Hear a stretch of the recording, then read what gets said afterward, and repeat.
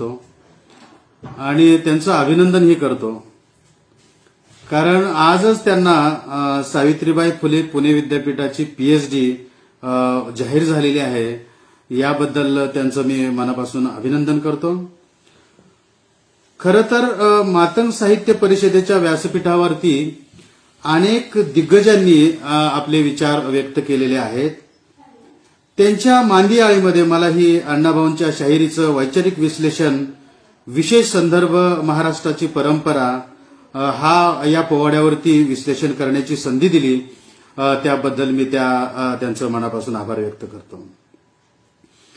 खरं तर अण्णाभाऊ हे अष्टपैलू व्यक्तिमत्व. वेगवेगळ्या अंगांनी अण्णाभाऊंच्या व्यक्तिमत्वाची जडणघडण कशी झाली या संदर्भामध्ये आपल्याला काही गोष्टी बघता येतील. ज्या एकूणच कार्याचा अण्णाभाऊंनी विचार केलेला आहे, अण्णाभाऊंचं कार्य पाहता त्यांचा जो सहभाग आहे वेगवेगळ्या चळवळींमध्ये, त्यामध्ये राष्ट्रीय चळवळ असेल, गोवा मुक्ती चळवळ असेल, साहित्यिक अण्णाभाऊ असतील, त्याच्यानंतर लेखक अण्णाभाऊ असतील, कवी अण्णाभाऊ असतील, शाहीर अण्णाभाऊ असतील, दिग्दर्शक अण्णाभाऊ असतील, कथाकार अण्णाभाऊ असतील, कलावंत अण्णाभाऊ असतील, अशा वेगवेगळ्या अंगानं अण्णाभाऊंचं चरित्र किंवा अण्णाभाऊंचं योगदान आपल्याला तपासावं लागतं. त्या अनुषंगानं आजचा जो विषय आहे तो अत्यंत महत्वाचा आहे असं मला वाटतं. आज आपण अण्णाभाऊंच्या वेगवेगळ्या व्यक्तिमत्वाचा किंवा अण्णाभाऊ हे अष्टपैलू व्यक्तिमत्व होतं आणि या व्यक्तिमत्वाचा अभ्यास करताना, त्यांचं व्यक्तिमत्व तपासताना शाहिरीच्या अनुषंगानं आपण अण्णाभाऊ पाहणार आहोत. त्यांचा जो शाहिरी प्रवाह होता, संयुक्त महाराष्ट्र चळवळीच्या अनुषंगानं असेल किंवा सामाजिक परिवर्तनाच्या चळवळीच्या अनुषंगानं असेल, या सर्व गोष्टींची जडणघडण कशी झाली आणि या अण्णाभाऊंच्या शाहिरीचा इम्पॅक्ट, सोशल इम्पॅक्ट काय झाला, याच्या अनुषंगानं आपण या ठिकाणी चर्चा करणार आहोत. खरं तर शाहिरीच्या महाराष्ट्रातला इतिहास हा अत्यंत मनोरंजक इतिहास आहे, प्रबोधनकारी इतिहास आहे आणि एकूणच शाहिरीचा आपण अभ्यास करताना शाहिरी ही महाराष्ट्रात एक अत्यंत लोकप्रिय अशी लोककला आहे आणि मुळातच शाहिरी ही लोकसाधनेची खास वृत्ती आहे आणि म्हणून शाहिरी ही प्रत्येक माणसाला आपली वाटते, जवळची वाटते किंवा त्यात काहीतरी आपण पार्टिसिपेट होतोय किंवा त्याची आवड मला आहे म्हणून शाहिरीकडे बघितलं जातं. महाराष्ट्राच्या इतिहासामध्ये पहिल्यांदा एखादी लोककला ही एखादी राजकीय चळवळ यशस्वी करण्यासाठी वापरल्याचं आपल्याला दिसून येतं. आता मुळातच अण्णाभाऊंच्या शाहिरीपूर्वी अशा प्रकारची शाहिरी भारतात होती का, महाराष्ट्रात होती का, तर त्याचं उत्तर हो आहे. मग अण्णाभाऊंच्या शाहिरीमध्ये आणि इतर शाहिरीमध्ये काय फरक आहे किंवा काय वेगळेपण आहे, अण्णाभाऊंचीच शाहिरी आपण का अभ्यासायची, हे जेव्हा आपण विचार करतो, हे जेव्हा आपण पाहतो, तेव्हा महाराष्ट्रातल्या शाहिरीची सुरुवात ही अज्ञानदास किंवा बहिरा पिसा हे जे शाहीर होते शिवकाळामध्ये, त्यांनी छत्रपती शिवाजी महाराजांच्या काळामध्ये पोवाडे गायले आणि ते पोवाडे लोकप्रिय झाले आणि ती शाहिरी परंपरा अण्णाभाऊंपर्यंत येताना आपल्याला दिसते. अण्णाभाऊंच्या शाहिरीतलं वेगळेपण काय आहे तर त्या काळामध्ये म्हणजे अण्णाभाऊ पूर्व जी शाहिरी आहे ती राजे, लढाया, रजवाडे किंवा राजांचा पराक्रम यांच्या पुरती ती मर्यादित होती किंवा तलवारीचा पराक्रम यांच्या पुरती ती मर्यादित होती. अण्णाभाऊंनी त्याचं परिवर्तन, त्या पोवाड्याचा, त्या शाहिरीचा नायक जर कोण केला असेल तर तो सामान्य माणूस, सामान्य शेतकरी, स्त्री, शेतमजूर, कामगार या लोकांना अण्णाभाऊंनी त्यांच्या पोवाड्याचं, त्यांच्या शाहिरीचं नायकत्व बहाल केलं. मला वाटतं की ही वेगळेपण किंवा हे वेगळेपण अण्णाभाऊंच्या शाहिरीचं आहे म्हणून आपल्याला अण्णाभाऊची शाहिरी अभ्यासावी अशी वाटते. खरं म्हणजे माझा इतिहास विषय आहे आणि इतिहासामध्ये आम्ही एक वंचितांचा इतिहास, सबाल्टन स्टडी नावाचा इतिहास अभ्यासतो. आता हा वंचितांचा इतिहास काय आहे तर वंचितांचा इतिहास, सबाल्टन हिस्ट्री, जो शोषित आहे, वंचित आहे, त्याच्या कार्याचं मूल्यमापन करणं, त्याच्या कार्याची दखल इतिहासात घेणं म्हणजे वंचितांचा इतिहास अभ्यास करणं, सबाल्टन इतिहास अभ्यास करणं. त्याची सुरुवात अँथोनियो ग्राम्शी नावाच्या तत्ववेत्त्याने आपल्या प्रिझन नोटमध्ये केलेली आहे. मला वाटतं अँथोनियो ग्राम्शीचा जो सिद्धांत आहे वंचितांचा इतिहास, तो वंचितांचा इतिहास खऱ्या अर्थानं अण्णाभाऊंना लागू पडतो. कारण अण्णाभाऊंनी जी शाहिरी परंपरा निर्माण केली, जी शाहिरी परंपरा लिहिली, ती वंचितांसाठी, नाकारलेल्यांसाठी, सामान्य वर्गाची परंपरा अण्णाभाऊ लिहितात. म्हणून अण्णाभाऊंच्या एकूणच शाहिरीचं वेगळेपण इथं आहे असं आपल्याला दिसून येतं. आपल्या सर्वांना माहिती आहे की संयुक्त महाराष्ट्र चळवळीमध्ये किंवा संयुक्त महाराष्ट्र चळवळ जागृत करण्याचं, त्या चळवळीला ऊर्जा देण्याचं काम जर कोणी केलं असेल तर महाराष्ट्रातल्या प्रमुख 3 शाहिरांनी केलं. त्यातले पहिले शाहीर होते लोकशाहीर अण्णाभाऊ साठे, दुसरे शाहीर होते शाहीर अमर शेख आणि तिसरे शाहीर होते द.ना. गव्हाणकर. या तिघांच्या सहभागाशिवाय, या तिघांच्या कार्याशिवाय संयुक्त महाराष्ट्र चळवळ यशस्वी होत नाही किंवा ती झाली नाही असा इतिहास आहे. आता या लोककलेच्या अनुषंगानं महाराष्ट्रामध्ये मी मगाशी म्हणालो तसं की महाराष्ट्रामध्ये पहिल्यांदा लोककलेचा आधार घेऊन एखादी चळवळ ही जनचळवळ झाली, ज्याला आपण इंग्रजीमध्ये मास मुव्हमेंट म्हणतो. ती मास मुव्हमेंट झाली. तर ती का झाली, ती कशी झाली? तर आपल्या सर्वांना माहिती आहे की 1917 पासून संयुक्त महाराष्ट्राच्या चळवळीचं किंवा एकभाषिक राज्याच्या निर्मितीचं वारं वाहत होतं आणि 1917ला पहिल्यांदा तिभंगलेला महाराष्ट्र असा एक लेख प्रसिद्ध झाला आणि त्या लेखाच्या अनुषंगानं या महाराष्ट्राची तिभंगलेली रचना त्या लेखात मांडली गेली आणि तिथून पुढे संयुक्त महाराष्ट्र चळवळीला एक वेग निर्माण झाला किंवा सामान्य माणसापेक्षा जे अभिजन होते, एलाइट क्लास होता, त्या क्लासमध्ये एकभाषिक राज्याची निर्मिती चर्चेली जाऊ लागली. आता या शाहिरीचा उपयोग संयुक्त महाराष्ट्राच्या लढ्यामध्ये सामान्य माणसाला खेचून आणण्यासाठी झाला. पण ही लोककला का वापरावीशी वाटली? तर आपल्या सर्वांना माहिती आहे की त्या काळामध्ये मोठ्या संख्येनं वर्तमानपत्र निघत होती, पण ती वर्तमानपत्र ही शहरामध्ये निघत होती. त्याचा वाचक वर्ग वेगळा होता, त्याचा वाचक वर्ग एलाइट क्लास होता. 100% लोकांना त्या काळात वर्तमानपत्र वाचता येत नव्हती किंवा त्याचं वितरण खेड्यापाड्यात होत नव्हतं.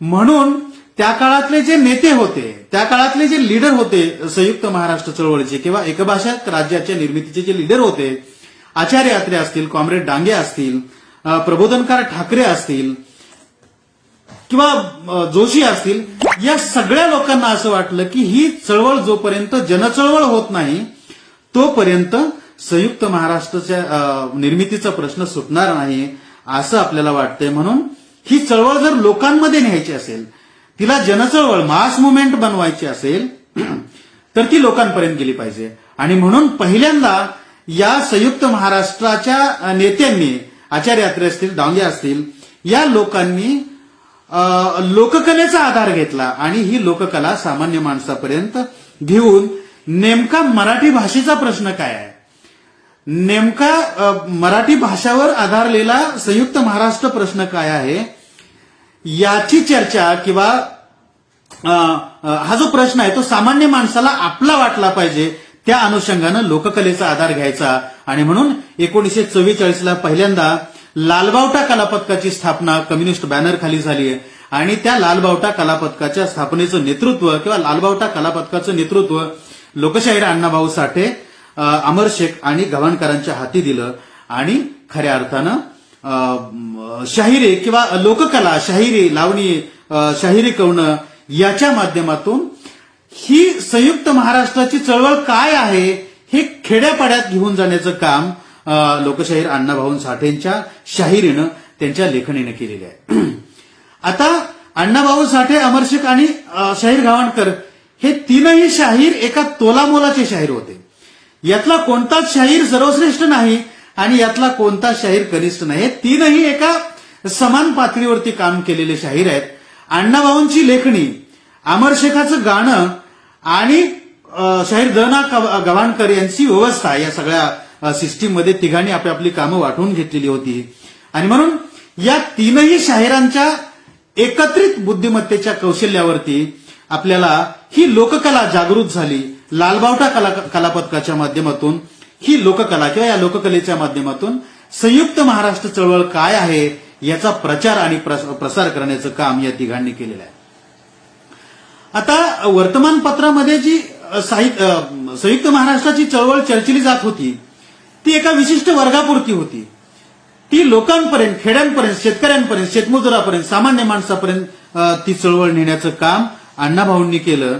अण्णाभाऊंनी पारंपरिक लोकनाट्य जे होते, अण्णाभाऊंनी पारंपरिक तमाशा कला जी होती, अण्णाभाऊंनी पारंपरिक लावणी जी होती, अण्णाभाऊंनी पारंपरिक पोवाडा जो होता त्याच्यामध्ये बदल केल्याचं आपल्याला दिसून येतं. अण्णाभाऊंचा पोवाडा, अण्णाभाऊंची शाहिरी ही पारंपरिक शाहिरी नाही तर ती परिवर्तनवादी शाहिरी होती. म्हणून तिथला जो वर्ग होता, अण्णाभाऊंची शाहिरी ऐकणारा वर्ग होता, हा इथल्या मातीशी इमान राखणारा, इथल्या भाषेशी इमान राखणारा वर्ग होता. म्हणून अण्णाभाऊ परंपरावादी शाहिरीतून परिवर्तनवादी शाहिरीकडे जातात आणि खऱ्या अर्थानं वास्तववादी समतेची, सामाजिक समतेची, या मातृभूमीवरती प्रेम करणारा सामान्य माणूस जागृत करण्याचं काम अण्णाभाऊंनी केल्याचं आपल्याला दिसून येतं. अण्णाभाऊंच्या शाहिरीचं नेमकं वेगळेपण काय आहे याची जेव्हा आपण चर्चा करतो, खरं तर या माझ्या व्याख्यानाचे 2 भाग पडतात. त्यातला पहिला भाग असा आहे की अण्णाभाऊंची जनरल शाहिरी जी आहे की ज्या शाहिरीच्या माध्यमातून अण्णाभाऊंनी इथला सामान्य माणूस पेटवला, इथला सामान्य माणूस चेतवला, त्याला खऱ्या अर्थानं इथल्या सामान्य माणसाला या संयुक्त महाराष्ट्र चळवळीमध्ये खेचून आणण्याचं काम ज्या शाहिरीने केलं, जी प्रभावी शाहिरी, जी प्रभावी मांडणी केली, त्या मांडणीचा थोडासा उहापोह करणं मला माझं कर्तव्य समजतो. खरं म्हणजे आपल्या सर्वांना माहिती आहे की शाहिरी परंपरेमध्ये कोणतीही शाहिरी ही गणानं सुरुवात होते आणि आपण पाहतो की पारंपरिक तमाशामध्ये जो गण गायला जायचा ते गणाचं म्हणजे गणपतीचं स्तवन केलं जायचं. म्हणजे प्रारंभी गणाची पूजा, गणपतीची पूजा करून ते स्तवन केलं जायचं, गणपतीला वंदन केलं जायचं आणि शाहिरी किंवा लोकनाट्याचा कार्यक्रम सुरू केलेला असायचा. परंतु अण्णाभाऊंनी या गणामध्ये परिवर्तन केलं. म्हणजे गणपतीचं वंदन, अंधश्रद्धा, परंपरा नाकारून अण्णाभाऊंनी महापुरुषांना, मायभूमीला, मातृभूमीला वंदन करण्याची परंपरा सुरू केली. खरं तर हे खऱ्या अर्थानं अण्णाभाऊंच्या शाहिरीचं वेगळेपण आहे असं मला वाटतं. अण्णाभाऊंची वैचारिक परंपरा ही परिवर्तनवादी परंपरा आहे.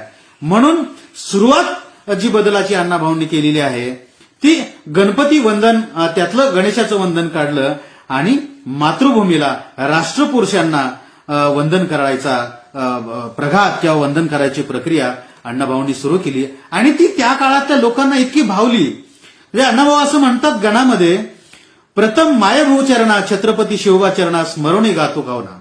म्हणजे माझं पहिलं वंदन कुणाला असेल तर मायभूमीला आहे, माझं पहिलं वंदन कुणाला असेल तर माझ्या छत्रपती शिवरायांना आहे आणि त्यांना स्मरण करून मी माझं कवन गातोय असं अण्णाभाऊ म्हणतात. अण्णाभाऊ दुसरं राष्ट्रपुरुषांना वंदन करतात. राष्ट्रपुरुषांना वंदन करताना अण्णाभाऊ असं म्हणतात की स्वराज्य हा माझा जन्मसिद्ध हक्क करून या गर्जना. स्वराज्य हा माझा जन्मसिद्ध हक्क करून या गर्जना. लोक विठवेला जागा केला त्या लोकमान्यांना. कठीण काळी राष्ट्रनौकांना मार्ग दाखवला तायांना. दिशा दिली ज्यांनी प्रेरणा. महात्मा फुले, डॉक्टर आंबेडकर, सेनापती बापटांना, क्रांतिसिंह नाना पाटलांना, कॉम्रेड श्रीपाद डांगे यांना आणि प्रथम मायभूमी चरणा छत्रपती शिवबा चरणा स्मरणी गातो कवना. हे कवनातलं वेगळेपण अण्णाभाऊंच्या या गणामध्ये आपल्याला दिसून येतं. म्हणून ही जी शाहिरी आहे, हे जे गण आहेत ते आपले वाटायला लागतात की माझ्या राजाचं गुणगान अण्णाभाऊ गातात, माझ्या मायभूमीचं गुणगान अण्णाभाऊ गातात, टिळकांचं गुणगान अण्णाभाऊ गातात, फुल्यांचं गुणगान अण्णाभाऊ गातात, डॉक्टर बाबासाहेब आंबेडकरांचं गुणगान अण्णाभाऊ गातात, सेनापती बापटांचं, क्रांतिसिंह नाना पाटलांचं गुणगान अण्णाभाऊ गातात आणि त्या काळातले जे समकालीन मोठे कम्युनिस्ट पक्षाचे लीडर होते की ज्यांच्या नेतृत्वाखाली खुद्द अण्णाभाऊ काम करत होते ते कॉम्रेड श्रीपाद अमृत डांगे यांना वंदन अण्णाभाऊ करतात. म्हणून खऱ्या अर्थानं या गणातलं, या शाहिरीचं वेगळेपण आपल्याला या ठिकाणी दिसून येतं की या अनुषंगानं अण्णाभाऊंनी एक सर्जनशीलता, एक नवी परंपरा निर्माण केल्याचं आपल्याला दिसून येतं. अण्णाभाऊंचा जो नायक आहे, अर्थात तो नायक साहित्यातला असेल, कवितेतला असेल किंवा शाहिरीतला असेल, तो नायक हा कामगार आहे, तो नायक हा कलावंत आहे, तो नायक हा क्रांतिकारक आहे. आणि म्हणून या क्रांतिकारकांना, हुतात्म्यांना वंदन करण्याची गणपरंपरा अण्णाभाऊंनी सुरू केली. म्हणून पारंपरिक तमाशाचा जो बाज आहे तो बाज बदलून अण्णाभाऊंनी परिवर्तनवादी तो तमाशा लोकशिक्षणाकडे घेऊन जाण्याचं काम खऱ्या अर्थानं अण्णाभाऊंनी केलेलं आहे. आणि म्हणून अण्णाभाऊंना लोकनाट्याचं जनक असं म्हटलं जातं. अण्णाभाऊंनी ज्या शाहिरी परंपरा किंवा लोकनाट्य निर्माण केली, ती लोकनाट्य ही शेतकऱ्यांच्या प्रश्नाचा ध्यास घेणारी, कामगारांच्या प्रश्नाचा ध्यास घेणारी, महाराष्ट्राच्या प्रश्नाचा ध्यास मांडणारी किंवा मातृभूमीला प्रेम करायला शिकवणारी ही परंपरा अण्णाभाऊंनी मांडलेली होती. म्हणून मी मगाशी असं म्हणालो की या भारताच्या इतिहासामध्ये किंवा महाराष्ट्राच्या इतिहासामध्ये एखादी राजकीय चळवळ यशस्वी करण्यासाठी लोककलांचा आधार घेतलेला आहे. आणि मला असं वाटतं की ही लोककला म्हणजे 100 भाषणातून जेवढं परिवर्तन होणार नाही तेवढं परिवर्तन या लालबावटा कला पथकाच्या माध्यमातून अण्णाभाऊंच्या शाहिरीतून झाल्याचं आपल्याला दिसून येतं. आपल्या सर्वांना माहिती आहे, विदर्भ असेल, कोकण असेल, मराठवाडा असेल, पश्चिम महाराष्ट्र असेल, या सर्व भागातली लोक त्या काळातल्या लालबावटा कला पथकाच्या कार्यक्रमाला गाड्या झोपून यायचे. आणि खूप मोठ्या संख्येनं हे लोक उपस्थित राहिल्यामुळे या लोकांना असं वाटायला लागलं की अरे ही संयुक्त महाराष्ट्र चळवळ ही माझी चळवळ आहे, हा माझ्या महाराष्ट्रासाठी मला लढलं पाहिजे, माझ्या मायभूमीची, माझ्या मातृभूमीची चळवळ आहे. आणि म्हणून मोठ्या संख्येनं या ठिकाणी चळवळ यशस्वी झाल्याचं आपल्याला दिसून येतं. या चळवळीमध्ये जो अण्णाभाऊंच्या शाहिरीनं जो खेचला जाणारा वर्ग आहे तो वर्ग होता शेतकरी, कामगार, दीनदलित, महिला, या सगळ्या लोकांचा सहभाग या चळवळीत यशस्वी झाल्यामुळे खऱ्या अर्थानं संयुक्त महाराष्ट्र चळवळीला एक जोम, एक ज्याला आपण काय म्हणतो स्वाभिमान या चळवळीमध्ये जागृत केला. आणि खऱ्या अर्थानं जर यश या शाहिरीचं काय असेल तर संयुक्त महाराष्ट्र चळवळ यशस्वी होण्यात या शाहिरीचं मोठेपण आहे असं मला वाटतं. अण्णाभाऊ हे मुळात गिरणी कामगार होते. म्हणजे अण्णाभाऊंच्यावरती प्रभाव हा जरी कम्युनिस्टांचा असला तरी सुद्धा अण्णाभाऊंच्या शाहिरीचा जो नायक आहे तो कामगार वर्ग आहे. मुळात अण्णाभाऊंचं वास्तव्य हेच कामगार वर्गांमध्ये होतं. आणि त्यांचं जे मायक्रो ऑब्झर्वेशन होतं, अर्थात कामगारांचे संप असतील, आंदोलनं असतील, त्यांच्यावरती होणारी पिळवणूक असेल, भांडवली व्यवस्थेवरती अण्णाभाऊंनी कडाडून टीका केलेली आहे, आणि राष्ट्रीय स्वातंत्र्याचा प्रश्न असेल, या सगळ्या प्रश्नांचा वहापोह अण्णांनी खऱ्या अर्थानं आपल्या शाहिरीमध्ये केलेला आहे. म्हणूनच अण्णाभाऊ असं म्हणतात की इथला जो कामगार वर्ग आहे तो इथल्या परिवर्तनाचा पाईक आहे. इथला जो कामगार वर्ग आहे तो इथल्या परिवर्तनाचा पाईक आहे. आणि म्हणून या परिवर्तनाच्या पाईकाला, इथल्या कामगाराला, त्याच्या श्रमाला प्रतिष्ठा मिळाली पाहिजे, स्वाभिमानानं त्याला जगता आला पाहिजे. म्हणून अण्णाभाऊ पारंपरिक विचार नाकारतात आणि कामगार वर्गाच्या हिताला, कामगार वर्गाच्या श्रमाला प्रतिष्ठा प्रदान करण्याचं काम करतात. आपल्या सर्वांना माहिती आहे की अनेक आध्यात्मिक ग्रंथामध्ये पृथ्वीची वेगवेगळी वर्णने केलेली आहे की पृथ्वीचं अस्तित्व कशावर आहे. तर असं म्हटलं जातं की ही पृथ्वी ही शेषाच्या मस्तकावर तरलेली आहे. आणि जेव्हा त्या शेष म्हणजे नागाच्या फण्यावरती तरलेली आहे, जेव्हा त्या शेषाला डुलकी लागेल किंवा तो हलेल तेव्हा वादळ सुटतं, वारं सुटतं, भूकंप होतो. आणि अशा प्रकारची रचना आध्यात्मिक ग्रंथांमध्ये केलेली आहे. आणि त्या सिद्धांताला, तो जो सिद्धांत समकालीन आध्यात्मिक ग्रंथामध्ये मांडलेला होता, तो सिद्धांत अण्णाभाऊंनी खोडून काढला. आणि त्या सिद्धांताला छेद देताना अण्णाभाऊ असं म्हणतात की पृथ्वी ही शेषाच्या मस्तकावर तरलेली नसून ती दीनदलितांच्या, कामगारांच्या तळहात हातावरती तरलेली आहे. या पृथ्वीला सुंदर कोण बनवतंय तर कामगाराचे हात बनवतात. म्हणून अण्णाभाऊंच्या या सिद्धांताला विशेष महत्व आहे मराठी साहित्यामध्ये असं मला वाटतं. अण्णाभाऊ नेहमीच कामगाराच्या हाताला वंदन करतात. त्यांच्या श्रमाला प्रतिष्ठा प्रदान करण्याचं काम अण्णाभाऊंनी आपल्या शाहिरीतून, आपल्या साहित्यातून केल्याचं आपल्याला दिसून येतं. महाराष्ट्राच्या किंवा साहित्याच्या इतिहासामध्ये कामगारांना वंदन करणारं स्तवन अण्णाभाऊंनी लिहिलं. त्यांच्या शाहिरीचं विशेष काय आहे तर दीनदलितांना नायक बनवण्याचं काम अण्णाभाऊ करतात. त्याचाच एक भाग म्हणून मला वाटतं खऱ्या अर्थानं अण्णाभाऊंनी कामगार स्तवन लिहिलं. मी मगाशी म्हणालो की अंधश्रद्धा किंवा दैववाद्याला स्मरण किंवा दैववाद्याचं वंदन आपण आजपर्यंत पाहिलेलं आहे, परंतु अण्णाभाऊंनी कामगार स्तवन निर्माण केलं आणि अण्णाभाऊंनी त्या स्तवनामध्ये कामगाराच्या या पृथ्वीला सुंदर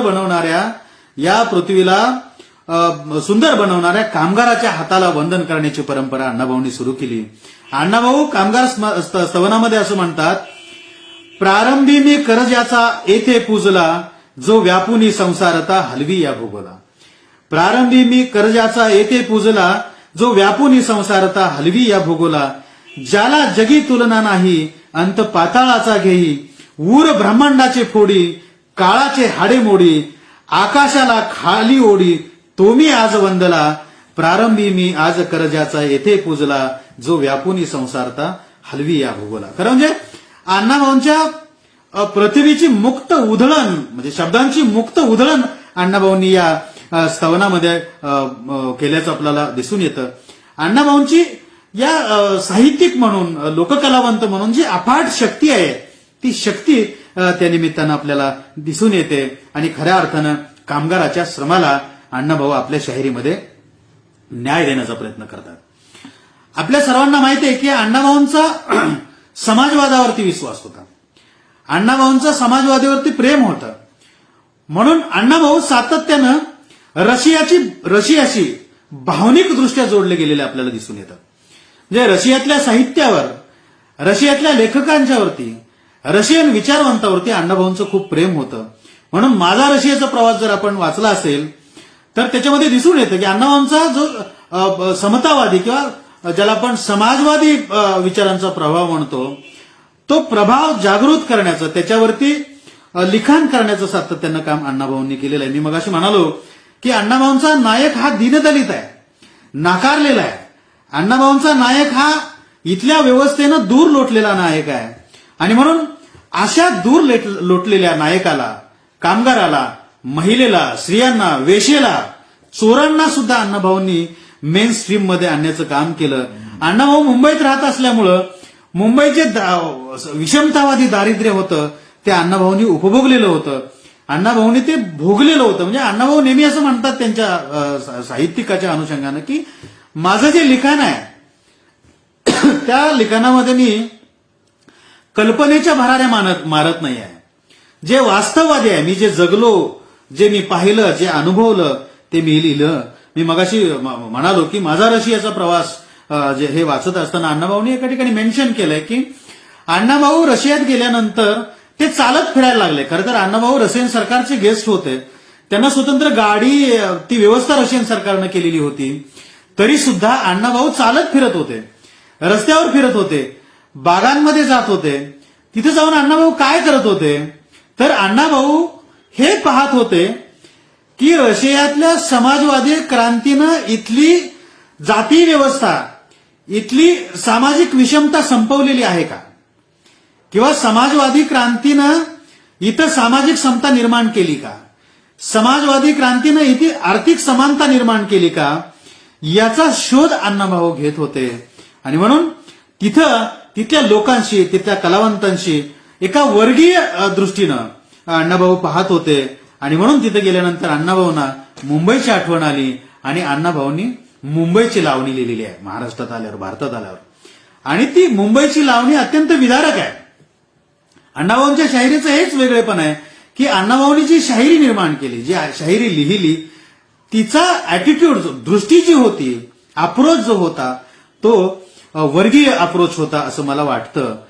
आता त्या काळामध्ये मुंबईची वर्णनं किंवा मुंबईवरती अनेक लिखाण झालेलं आहे, अनेक लावण्या, अनेक कथा, अनेक त्या अनुषंगानं लिखाण मुंबईवरती झालेलं आहे. आपल्याला सर्वांना माहिती आहे की पठ्ठे बापूराव नावाचे एक ज्येष्ठ कलावंत होते, तमासगीर होते, शाहीर होते, लेखक होते. त्यांनी मुंबईचं वर्णन, मुंबई नगरी बडी बाका जशी ती रावणाची लंका अशी केलेली आहे. फट्टे बापूरावांना मुंबई ही झगमगाट असणारी श्रीमंताची मुंबई म्हणजे रावणाची लंका दिसते, परंतु अण्णाभाऊ त्याच मुंबईचं वर्णन मुंबईच्या लावणीमध्ये असं म्हणतात की मुंबईत उंचावरी मलबार हिल इंद्रपुरी, कुबेराची वस्ती तिथं सुख भोगती, परळात राहणारे रात्रंदिवस राबणारे मिळलं ते खाऊन घाम गाळते. एक विदारक वर्गीय दृष्टीनं लिहिलेलं एक विदारक सत्य अण्णाभाऊ त्या ठिकाणी मांडतात. एकीकडे परळात राहणारा अत्यंत गरीब अत्यंत कामगार वस्तीत राहणारा एक वर्ग आहे आणि दुसरा भांडवलदारांचा वर्ग की जो प्रचंड श्रीमंत आहे आणि तो मुंबईच्या मलबार हिल भागामध्ये राहतो. मी आपल्या सर्वांना माहिती आहे की आजही मलबार हिल भागामध्ये राज्यपालांचं निवासस्थान आहे, मुख्यमंत्र्यांचं निवासस्थान आहे, मोठमोठ्या इंडस्ट्रीज लोकांचं निवासस्थान आहे. असा मुंबईतला दोन भाग आहेत की एक ज्याला आपण मार्क्सच्या भाषेमध्ये हॅव्ज आणि नॉट हॅव्ज असं म्हणतो. एकीकडे आहेऱ्या हा वर्ग आणि दुसरीकडे ज्याला काहीच नाही असा एक वर्ग राहतोय. अशी एक वर्गीय मुंबईची मांडणी अण्णाभाऊंनी आपल्या मुंबईच्या लावणीमध्ये केल्याचं आपल्याला दिसून येतं. अण्णाभाऊंची जी दुसरी प्रसिद्ध लावणी आहे माझी मैना गावावर राहिली, माझी मैना गावाकडे राहिली, ही लावणी अण्णाभाऊंच्या एकूणच प्रतिभेनं अजरामर केलेली लावणी आहे. आणि ही लावणी संयुक्त महाराष्ट्र चळवळ घेऊन उभा राहिलेली लावणी आहे. याला एक वेगळा आयाम, वेगळी प्रतिभा अण्णाभाऊंनी या लावणीच्या माध्यमातून मांडल्याचं आपल्याला दिसून येतं. खरं म्हणजे या लावणीचं विश्लेषण खूप मोठी लावणी आहे ही, अनेक तज्ज्ञांनी केलेलं आहे. मला वाटतं की याच पेजवरती आमचे मार्गदर्शक डॉक्टर शरद गायकवाडांनी माझी मैना गावाकडे राहिली, माझ्या जीवाची होती एक राहिली याचे एक रसग्रहण केलेलं आहे. त्या खोलात मी जात नाही, पण त्या अनुषंगानं अण्णाभाऊची जी अप्रतिम अशी प्रतिभा होती ती प्रतिभा काही अंशी या ठिकाणी चर्चिली जावी असं मला वाटतं. अण्णाभाऊंची ही लावणी सादर करताना ही लावणी ऐकायलासाठी त्या समकालीन महाराष्ट्राचे जे लीडर्स होते, कॉम्रेड डांगे असतील, आचार्य यात्रे असतील, एस एम जोशी असतील, राष्ट्रसंघ तुकडोजी महाराज असतील, यासारखे अनेक नेते मुंबईच्या कार्यक्रमाला उपस्थित राहायचे. आणि या विशेषतः मुंबईच्या बाहेर जे कार्यक्रम लालबावटा कलापथकाचे व्हायचे त्यात शेतमजूर असेल, शेतकरी असेल, ही लावणी ऐकायला गाड्या झुपून यायचा आणि याच्यामध्ये काहीतरी वेगळं, ही माझीच भाषा आहे, हे माझंच मत आहे, मीच ह्या लावणीचा नायक आहे असं प्रत्येकाला वाटायचं. म्हणून अण्णाभाऊंची ही लावणी अत्यंत गाजलेली आहे. या लावणीमध्ये अण्णाभाऊ मैनेची उपमा देतात. आता ही मैना कुणाला म्हणतात अण्णाभाऊ? खरं तर मैना ही प्रेयसीच्या अनुषंगानं अण्णाभाऊ म्हणतात.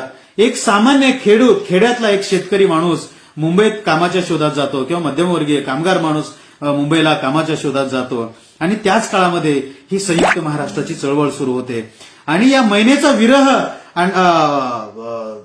तो जो नायक आहे, तो जो कामगार आहे, तो नाकारून या संयुक्त महाराष्ट्राच्या चळवळीमध्ये सहभागी होतो. ही चळवळ माझी आहे असं म्हणतो. त्याचा जो विरह आहे आणि संयुक्त महाराष्ट्राबद्दल किंवा मराठी भाषेबद्दल त्याचं जे प्रेम आहे ते प्रेम व्यक्त करताना दिसतं.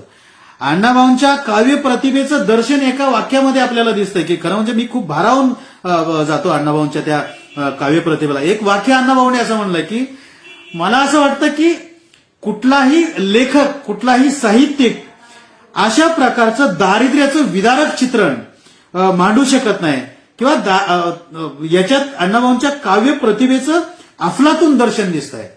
की अण्णाभाऊ असं म्हणतात की माझी मैना गावावर राहिली, याच्यामध्ये एक वाक्य अण्णाभाऊने टाकलेलं आहे, पाण्यानं भरलं माझं खिस्सं वाण मला एका छत्रीची. म्हणजे इतकं विदारक दारिद्र्य कोणता लेखक लिहू शकतो? मला वाटतं या ओळीत त्या कामगाराचं किंवा त्या नायकाचं दारिद्र्य अण्णाभाऊंनी टिपलेलं आहे. खरं तर अण्णाभाऊंच्या या लेखनाला अप्रतिम अशी दाद समकालीन कलावंतांनी, समकालीन लेखकांनी दिल्याचं आपल्याला दिसून येतं. अण्णाभाऊंनी प्रत्येक नाट्य किंवा प्रत्येक लोकनाट्य हे त्या त्या काळाची गरज म्हणून लिहिल्याचं आपल्याला दिसून येतं. त्यातली जी प्रसिद्ध लोकनाट्य आहेत अण्णाभाऊंची ती 13 लोकनाट्य आहेत. म्हणजे मुळात लिहिलीच त्यांनी ती संयुक्त महाराष्ट्र चळवळीची गरज म्हणून. म्हणजे त्यामध्ये आकलेची गोष्ट, खापऱ्या चोर, देशभक्त घोटाळे, निवडणुकीत घोटाळे, शेडजीचं इलेक्शन, बेकायदेशीर, माझी मुंबई अर्थात मुंबई कोणाची, मूक मिरवणूक, लोकमंत्र्याचा दौरा, पुढारी मिळाला. आता पुढारी मिळाला या लोकनाट्याचं सुद्धा एक वेगळेपण आहे. आपल्या सर्वांना माहिती आहे की त्या काळामध्ये जसं लालबावटा कलापथक अस्तित्वात होतं तसंच इतर कलापथकं सुद्धा त्या काळामध्ये अस्तित्वात होती. त्यात एक पु ल देशपांडेंचं कलापथक होतं, ज्याला आपण राष्ट्रसेवा दलाचं कलापथक म्हणतो. तर त्या कलापथकामध्ये पु ल देशपांडेंनी पुढारी पाहिजे असं एक नाट्य लिहिलं होतं, लोकनाट्य लिहिलं होतं. आणि त्या पुढारी पाहिजेला उत्तर म्हणून किंवा त्याला पर्याय म्हणून अण्णाभाऊंनी पुढारी मिळाला नावाचं लोकनाट्य लिहिलं. आणि ते लोकनाट्य इतकं आवडलं पु ल देशपांडेंना, म्हणून पुलंनी पुढं जे 3 पैशाचा तमाशा नावाचं नाटक लिहिलं, ते नाटक अण्णाभाऊंना समर्पित केल्याचं आपल्याला दिसून येतं. त्याचबरोबर पेंग्याचं लगीन, बिलंदर बुडवे अशा प्रकारचे अत्यंत दर्जेदार लोकनाट्य अण्णाभाऊंनी दिलेली आहेत. संयुक्त महाराष्ट्राच्या चळवळीच्या अनुषंगानं जी शाहिरी, जी लोकनाट्य निर्माण झाली, त्यात माझी मुंबई अर्थात मुंबई कोणाची हे एक लोकनाट्य अण्णाभाऊंनी निर्माण केलेलं होतं, लिहिलेलं होतं.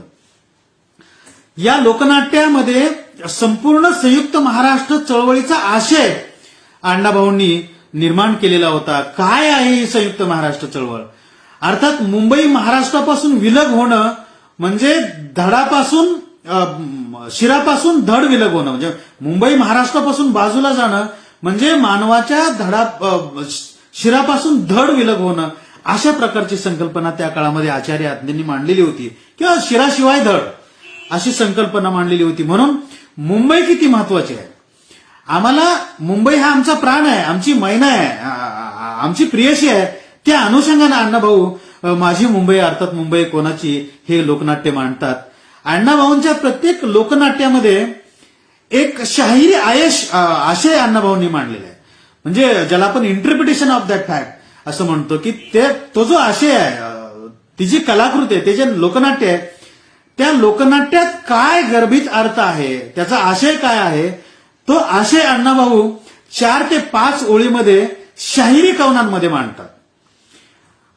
तोच भाग माझी मुंबई अर्थात मुंबई कोणाची याच्यामध्ये अण्णाभाऊ मांडतात. अण्णाभाऊ ते शाहिरी कवनामध्ये असं सांगतात की महाराष्ट्राच्या श्री मुकुट जो मानाचा चढला, महाराष्ट्राचा श्री मुकुट जो मानाचा चढला, मानवतेने मुंबापुरी एक हिरा त्यात जडला. अमोल मने हा कोण धन्याचा द्यावा कोणाला, मुंबापुरी कोणाची चहूकडे वाद सुरू झाला.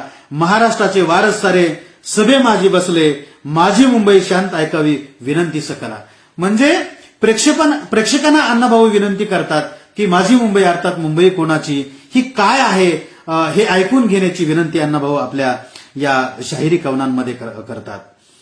अण्णाभाऊंचा जो लोकनायक आहे, मी मगाशी म्हणालो तसं, तो सामान्य कामगार वर्ग आहे. आणि अण्णाभाऊंचे हे सगळे जे प्रयोग आहेत किंवा शाहिरी मांडणी आहेत, ती हे जे काय कॉमन पीपल जे आहेत, सामान्य लोक आहेत, त्या लोकांना या चळवळीमध्ये खेचण्याचं काम अण्णाभाऊंच्या शाहिरीने केल्याचं आपल्याला दिसून येतं. मी मगाशी काही लोकनाट्य तुम्हाला सांगितली. आपल्या सर्वांना माहिती आहे की संयुक्त महाराष्ट्र चळवळीला विरोध कोण करत होतं, एकभाषिक राज्याच्या चळवळीला विरोध कोण करत होतं, तर तो विरोध करत होतं समकालीन काँग्रेस सरकार. आता या समकालीन काँग्रेस सरकारमध्ये कोण होतं, तर पंडित जवाहरलाल नेहरू होते, सरदार वल्लभभाई पटेल होते, सखा पाटील होते. सखा पाटील हे नाव जरी मराठी वाटत असलं तरी सखा पाटील हे मराठी नव्हते, ते गुजरातचे होते. मोरारजी देसाई होते. यांच्या समकालीन कार्यपद्धतीवरती जहेरी टीका अण्णाभाऊंनी आपल्या लोकनाट्यामध्ये केलेली आहे. अण्णाभाऊंनी एक लोकनाट्य लिहिलं, लोकमंत्र्याचा दौरा. म्हणजे काँग्रेसचे लोकमंत्री लोकांमध्ये येऊन इथल्या अन्यायाच्या विरोधात, इथल्या दारिद्र्याच्या विरोधात, इथल्या भूकबळीच्या विरोधात, इथल्या सामाजिक विषमतेच्या विरोधात भूमिका न घेता, ध्येयधोरण न आखता ते झाडं लावा किंवा वृक्षारोपण करा असं सांगतायत. आणि ते इथल्या आत्ताच्या पोझिशनला किती ती समरस होत नाही, किंवा त्यांचा जो हा आशय आहे किंवा त्यांची जी काही भूमिका आहे ती इथल्या लोकांना मान्य नाही. इथल्या लोकांच्या मूळ प्रश्नाला गृहीत न धरता इथले मूळ प्रश्न बाजूला सारून कुठेतरी झाडं लावा, झाडं जगवा किंवा वेगळ्या प्रकारची भूमिका काँग्रेसचं सरकार, काँग्रेसची मंत्री मांडतायत आणि संयुक्त महाराष्ट्र चळवळीला बगल देत आहेत. हे सगळे काँग्रेसचे मंत्री हे नेहरूंच्या किंवा एकभाषिक राज्याच्या मुवमेंटला बगल देऊन गुजराती लोकांना मुंबई देण्याचा घाट ते घालतायत अशी भूमिका अण्णाभाऊ मांडतात. परंतु या भूमिकेला सर्वप्रथम छेद देण्याचं काम जर कोणी केलं असेल तर ते मुंबईच्या गिरणी कामगारांनी केलं. अण्णाभाऊंनी त्या अनुषंगानं मला वाटतंय की मुंबईच्या गिरणी कामगारावरती जगातला पहिला म्हणजे एकूणच कामगारावरती जगातला पहिला पोवाडा अण्णाभाऊंनी लिहिला. गिरणी कामगारावरती पोवाडा लिहिला. अण्णाभाऊंची जी काही शाहिरी म्हणून गीतं त्या काळातली प्रसिद्ध होती त्यामध्ये मुंबईचा गिरणी कामगार, एकजुटीचा नेता झाला कामगार तयार, महाराष्ट्रावरून टाक वळून काया, दुनियेची दौलत सारी, जग बदलून घालून घावं, मुंबईची लावणी, माझी मैना, कामगार स्तवन, महाराष्ट्र देशा आमच्या महाराष्ट्र देशा, अशा प्रकारच्या उत्तुंग अशा प्रतिभावान कलाकृती अण्णाभाऊंनी केलेल्या आहेत असं आपल्याला दिसून येतं.